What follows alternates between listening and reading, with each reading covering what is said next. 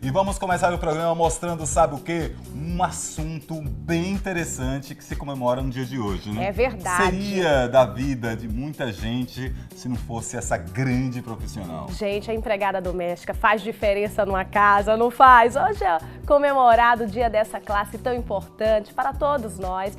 É uma data que homenageia a padroeira das domésticas, Santa Zita, que nasceu em 1218 na cidade de Lucca, Itália, e trabalhou como empregada para uma família de nobres e foi canonizada em 1696. Isso mesmo, empregadas, mensalistas, faxineiras, diaristas, babás, cozinheiras, são figuras presentes, né? Na maioria das nossas casas. Não importa, o importante mesmo é que elas são fundamentais. Vocês ajudam na construção de um mundo melhor, apesar de ser uma das profissões mais antigas do país, já que só foi regulamentada em 1972. É isso aí. E olha só, lembrando que há mais de 2 anos aí, depois da promulgação da proposta de emenda à Constituição, que foi reconhecida aí como a PEC, né, das domésticas, que prevê novos direitos das trabalhistas aí para a categoria, que foi sancionada em 2015, a regulamentação aí, né, estabeleceu 7 novos benefícios para os trabalhadores, dentre outros benefícios também que entraram em vigor em 2013. Nós vamos falar sobre todos esses direitos numa entrevista bem especial daqui a pouquinho com uma convidada especial também. A gente vai saber dos direitos, dos deveres, o que é que mudou com a legislação. Tudo isso daqui a pouco, então fique ligado. E você que está limpando aí a casa e está acompanhando o programa, fique ligada. Peça um pouquinho de atenção aí para a chefe. Chefe, vou assistir agora porque é muito especial.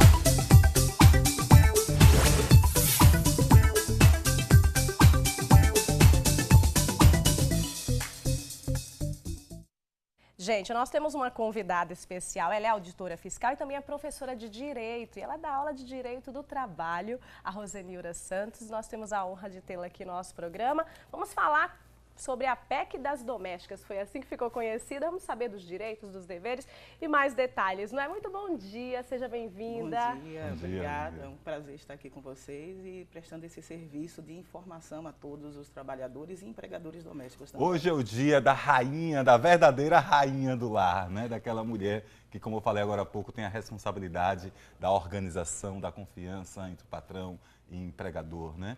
E o que você tem a dizer para elas, assim, de uma boa notícia nesta linda manhã? Veja, os trabalhadores domésticos conquistou uma igualdade de direitos fundamental que a própria Constituição antes não previa uma plena igualdade. Agora sim, ela tem. Então, esses direitos conquistados devem ser mantidos e especialmente respeitados pelos empregadores, e também tem regras para os trabalhadores domésticos que devem prestar o serviço com diligência, com zelo, né? E nem sempre é assim, infelizmente, né? Então, por exemplo, muitas denúncias de agressões de domésticos cuidadores, de idosos, de crianças. Então, a norma veio, ampliou direitos, mas também reforçou, como vocês enfatizaram, as obrigações de cada parte, do empregado e do empregador. Que interessante. Isso veio para ajudar a regulamentar a profissão, não é? Exato, reforçar. Já havia uma lei anterior, mas que tinha essas restrições, né, e não havia previsão constitucional. Foi necessário, então, aprovar a PEC da doméstica, que hoje está consolidado no texto constitucional. Então, é importantíssimo conhecer e observar essas regras o máximo possível, para que a gente possa, nesse campo, nessa área do mercado de trabalho, levar dignidade, que é um setor tradicionalmente que não tinha acesso, mesmo os que já estavam previstos, não havia acesso a esses direitos, pela informalidade, que é uma característica histórica desse setor. Então vamos falar dos direitos, o que é que mudou com a PEC das domésticas? Veja, alguns direitos básicos já eram assegurados, então o salário mínimo, a proteção a esse salário que não pode ser reduzido, o aviso prévio, um repouso semanal remunerado. O que é que a mudança na Constituição trouxe? Corrigir uma distorção, uma discriminação histórica.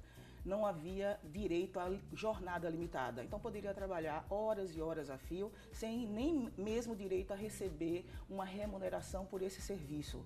Trabalho noturno, que é muito comum, sobretudo no cuidado de crianças e de idosos, também não havia direito a uma remuneração pelo trabalho noturno.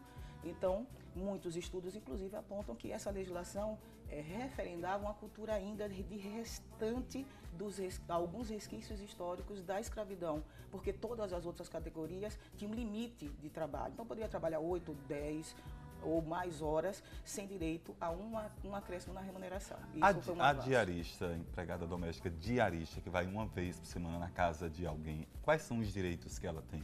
Veja, a tão propagada, né, diarista, na verdade, que você acabou criando um conceito que na legislação não existe. Diarista é quem recebe por dia, né? Simplesmente isso. Mas o termo já se popularizou tanto que até mesmo em decisões judiciais se usa muito. Então, a diarista é aquela que presta serviço de forma autônoma, sem se vincular àquela família.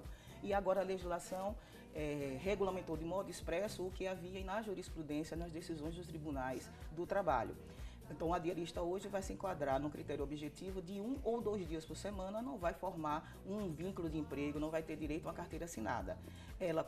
Esse profissional, como autônomo, pode ter acesso a benefícios previdenciários se ele tomar a iniciativa de ir ao INSS e se cadastrar para ter essa proteção quando estiver doente ou no futuro para se aposentar. Nesse caso já não parte do empregador, e sim da própria pessoa, o próprio trabalhador doméstico. Exatamente. E a busca, né, dos seus direitos. Mas nesse caso tem uma dúvida que acabou sendo gerada à época, inclusive, algumas pessoas falaram muito sobre a quantidade de dias durante uma semana que é permitido que a diarista esteja na casa. Aí ficou entre 2 dias, 3 dias, o que realmente é definido por lei.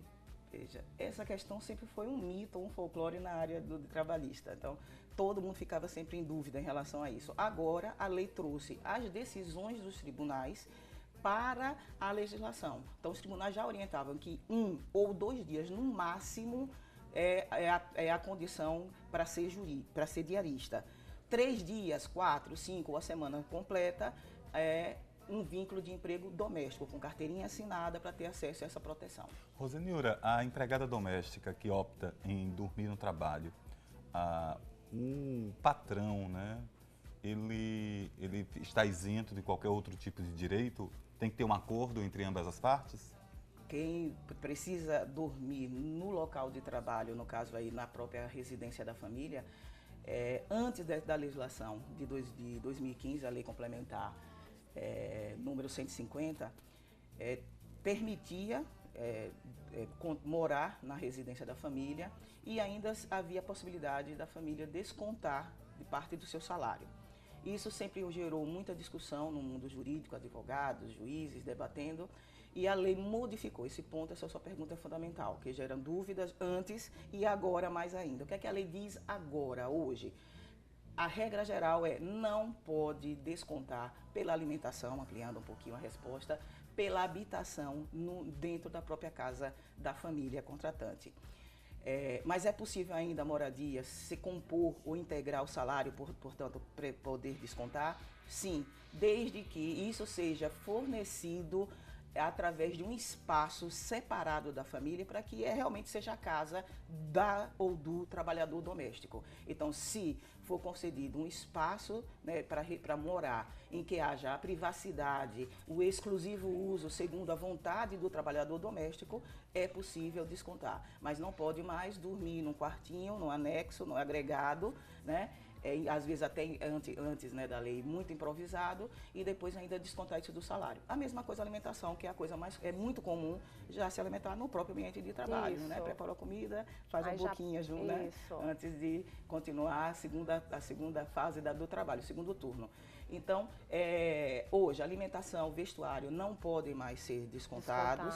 Moradia, regra, não, desde o vestuário que você fala é o uniforme do... Isso, uniforme, exatamente. Do empregado, né? E a lei aí está também preocupado com uma prática que era muito comum, espero que já tenha mudado, né, isso a partir da PEC das unidades domésticas, que era muitas das vezes as roupas, as sobras que você poderia doar para uma instituição sem fins lucrativos, às vezes dava para a sua trabalhadora doméstica ou seu trabalhador doméstico, que também precisava de uma ajuda, mas essa caridade se transformava às vezes em desconto no salário. Então o legislador foi mais rigoroso, porque vários estudos demonstravam que em algumas situações era praticamente um trabalho prestado a troco de morar, de se alimentar e de receber, muitas das vezes, sobras como pagamento do salário. Um absurdo, mas infelizmente ainda existiu. Eu estou falando no passado para ver se estimula que essa realidade seja superada ou venha sendo superada pela PEC das domésticas. Nesse caso, acabou gerando exatamente aquela dúvida de: será que vale a pena permitir que fique aqui em casa? Porque futuramente o que pode acontecer, né?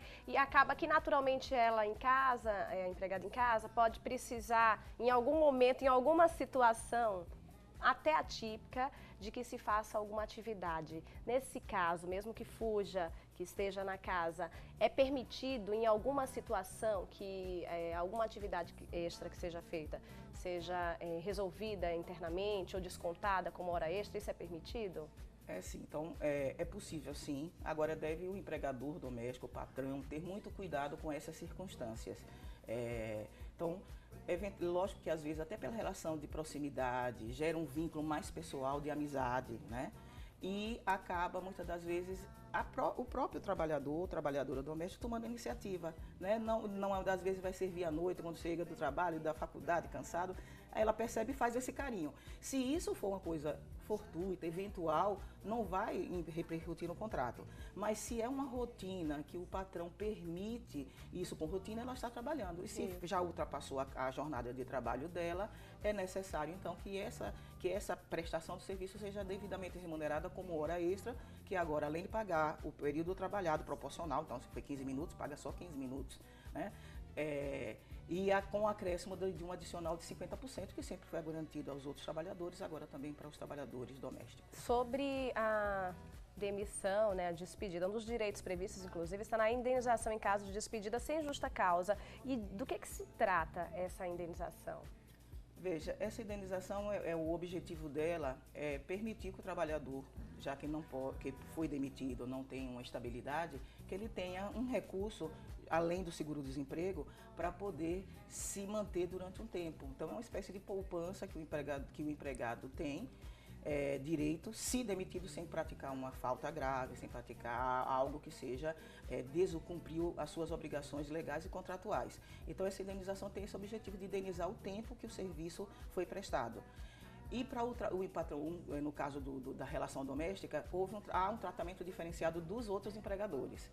Alguns elogiam a solução, outros criticam. Essa indenização vai ser amortizada mês a mês, o patrão já vai depositar na Caixa Econômica Federal, junto com o FGTS, 3,2% mês a mês. E aí, quando rescindir o contrato, vai ver, foi justa causa, foi pedido de demissão? Se foi, quem retira esse valor, esse que estava sendo depositado para efeito de indenização? O próprio empregador, o patrão é quem vai retirar. Só vai liberar para o empregado doméstico se, como você perguntou, dispensado sem justa causa. Então, isso é uma curiosidade, que nas empresas, como é que funciona? A empresa não deposita nada antecipadamente. Ao final do contrato, ele recolhe tudo de uma vez só. Então, o objetivo foi não sobrecarregar a família no momento da rescisão do contrato de trabalho. Importante, né? É verdade. Então, essa legislação, essa lei veio para manter alguns direitos, ampliá-los e também ajudar nessa questão do dever, né? Porque no caso foi dado direito, mas também tem alguns deveres a serem cumpridos e os empregadores também têm que ficar atentos exatamente para o que mudou, não é? Exatamente. Eu tenho uma pergunta. Só pode trabalhar como empregada doméstica depois de uma determinada idade, Rosenilda? Maior de idade? Essa questão foi muito debatida, mas o Brasil ratificou uma convenção, uma norma internacional da Organização Internacional do Trabalho, que, com base em diversos estudos em vários países, não só no Brasil, chegou à conclusão que muitos adolescentes, às vezes até crianças, eram explorados em condição às vezes, semelhante a um escravo, a um servo, e prejudicando muito a formação, sobretudo intelectual, a educacional desses jovens. Então, o Brasil ratificou essa convenção, foi aprovado através de um decreto e já antes mesmo da PEC dos domésticos e da lei atual, já havia previsão proibindo qualquer contratação a menores de 18 anos. Então, a Lei 150 reforçou essa proibição. Perfeito. Então, o que é que pode descontar do salário do empregado para quem está em casa, para que o empregador também possa saber e para quem é empregado? Isso aí pode, isso não pode? Veja, alguns descontos são bastante conhecidos, né? Desconta, pode e deve, tem que descontar a contribuição para o INSS, a contribuição previdenciária, pode descontar o vale transporte, que é compartilhado o custo, uma parte pelo trabalhador doméstico, até 6%, e outra parte pelo patrão. Mas com relação ao vale transporte, por exemplo, é possível fazer o pagamento em dinheiro mediante recibo. Tá? Então, pode fornecer o vale comprado, né, do sistema público de transporte, ou pode fornecer o dinheiro mesmo mediante recibo. Então, essa questão do vale transporte tem essa peculiaridade na área doméstica. E pode descontar também, que é uma coisa que muitos não se atentam a isso, principalmente aos trabalhadores domésticos, e às vezes até os patrões por falta de informação, eventuais prejuízos causados por negligência, descuido, desleixo dos trabalhadores domésticos, eventualmente, podem também ser descontados. E agora isso tem que estar claro na hora da contratação. Ou se for um dano causado de forma intencional. Aí, nesse caso, a lei já autoriza, independente se está previsto ou não no contrato. Então, esses descontos por prejuízos causados na prestação do serviço, que aí tem a ver com o dever, né, de ser cuidadoso, cumprir o horário, e se descumprir causando prejuízos à família, podem ser descontados. É recomendável muita cautela e documentar-se de tudo. E orientar, principalmente, porque pode ter causado um dano por uma falta de orientação. Perfeito. No caso do empregado doméstico que está em casa, já está acostumado com aquela relação da casa e acaba utilizando, assim, dos produtos, né, do patrão, aí vai, gostei dessa roupa, deixa eu pegar aqui, né, deixa eu usar um pouquinho desse perfume. Vamos falar um pouquinho sobre isso também. Essa pergunta, de certa forma, me ajuda a complementar o que eu comentei anteriormente. Então, se o patrão consente, é apenas uma troca de gentileza, se consentida. Mas se não for autorizado, né, ou permitido pelo patrão, é um caso típico e recorrente, né, muito comum, de estar causando um prejuízo, né, então, pelo uso de coisas que não lhe pertencem, nem foi autorizado a utilizar. Né? Então, isso é importante para os patrões e principalmente para os trabalhadores. Tá vendo, Hilda, meu amor, que eu deixo você comer meu chocolate?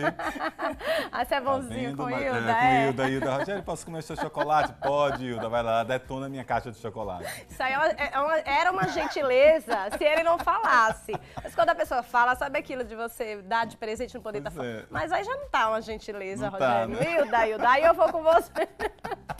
Olha, um abraço para todas as empregadas, todos os empregados e todos os empregadores também, que sabem da importância dessa profissão, que sabem que é muito importante ter a organização do lar e na vida corrida que todo mundo tem hoje. Então, valorizar esse profissional é extremamente interessante nos dias de hoje. Já estava na hora, né, dessa mudança, de ter realmente regulamentado e ajudado aí nos direitos e também nos deveres dessa relação. A gente agradece a participação, a Rosenilda, professora de Direito do Trabalho. Obrigada por ter vindo aqui no nosso programa. E considerações finais? Olha, ter muito uma relação de harmonia em todos os campos, não só no trabalho doméstico. Aproveitando a mensagem que vocês passaram no início do programa, né?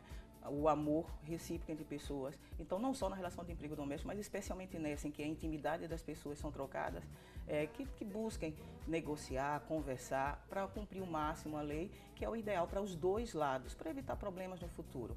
Então, a mensagem de hoje para os trabalhadores e empregadores domésticos é que busquem atingir o objetivo de ter uma relação compromissada, sobretudo com a relação de um respeito, tanto de um lado quanto de outro. E assim a gente encerra o nosso quadro Entrevista de hoje.